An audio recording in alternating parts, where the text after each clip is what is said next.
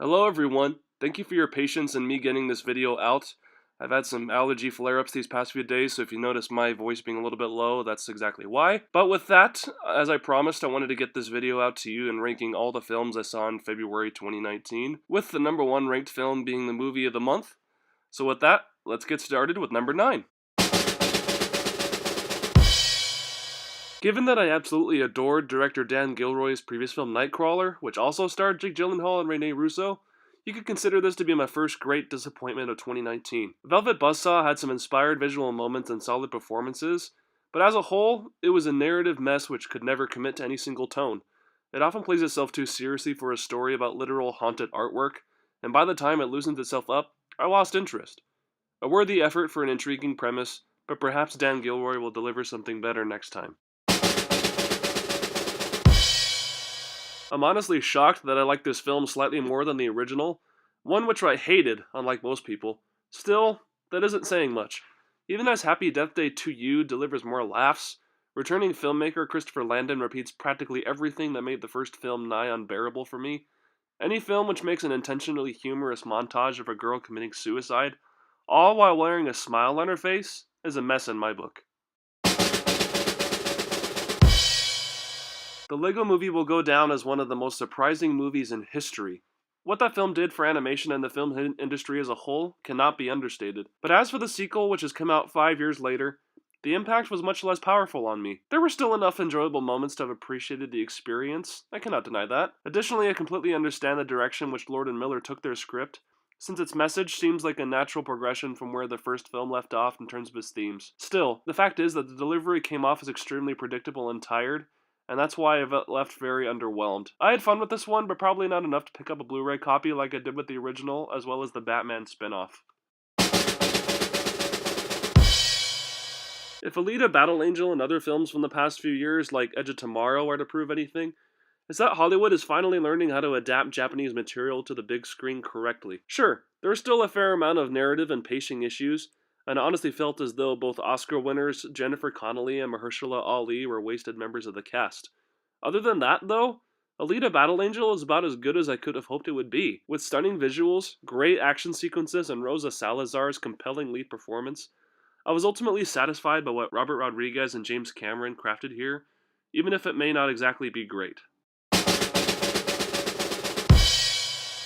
Between this and my number 2 pick, I have learned something about myself. I apparently like pain! I say this because Paddleton is a very tough sell, especially for how it ends. We learn from the opening minutes of this movie that one of the two main characters at the center of the narrative is diagnosed with terminal cancer, and then that same person decides to eventually end his life medically. While the story was ultimately too short and slight for me to have had a strong emotional connection to it, Paddleton still succeeds because it knows exactly what it is, and the story never really tries to be more than a tender movie about true friendship. Given that Ray Romano and Mark Duplass do a fantastic job portraying the main friendship on screen, I'd say the film accomplished what it set out to do. I have no particular interest in the WWE, but simply learning that Stephen Merchant was the writer and director of Fighting With My Family, a biopic about WWE fighter Paige, was enough to get my butt in a theater seat. He gave one of my all-time favorite vocal performances as Wheatley in Portal 2, so I was going to see his directorial debut no matter what it ended up being about. Although the crowd-pleasing approach he took with telling the story was disappointing, that certainly doesn't mean it wasn't entertaining. In fact, I found myself invested throughout the entire film due to its nice balance between humor and the stuff engraven upon the inspirational sports drama playbook. Bolstered by a strong performance from the entire cast, I was happy with how this turned out, and I hope more people give this a chance once it comes out on home media.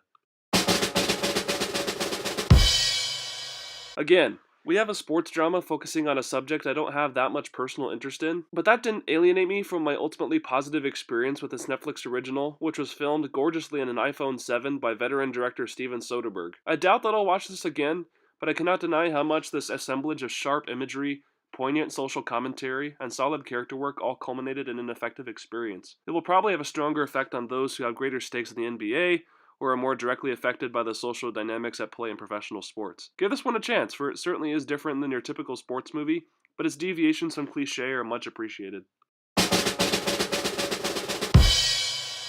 Yes, guys, I watched an anime film called I Want to Eat Your Pancreas, and I have two things to say about that. For one thing, the title makes sense in context to the story. Secondly, It is much more emotionally devastating and poignant than I could have ever predicted. The end result is riddled with anime cliches, yes, but the strong characterization and powerful message were enough to trounce the low points of this story. I wouldn't encourage people who recently had a death in their family to experience this movie, at least not for a while, but nevertheless I greatly appreciate what this had to say about the value of life, and I ended up having my perspective changed for the better because of it. I have already reviewed this movie in a separate video, so I'll keep my thoughts short. While The Hidden World may be the weakest film in the How to Train Your Dragon trilogy, that does not mean it doesn't work. In fact, the opposite couldn't be further from the truth. Flaws notwithstanding, the talented folks at DreamWorks gave us a perfectly satisfying conclusion to what is undeniably their best film series. I just love it when trilogies end off on a good note, you know? That's especially when a film has an ending as perfect as this one does. Millions of How to Train Your Dragon fans across the world are happy that this turned out well, and you can count me among that group. Thanks again for checking out this video. I'm very happy that How to Train Your Dragon The Hidden World ended up being my favorite movie of February 2019, and feel free to let me know what yours was in the comments. In the meantime, also check out my Facebook and Letterboxd pages if you like this content, and thanks guys. Have a good one.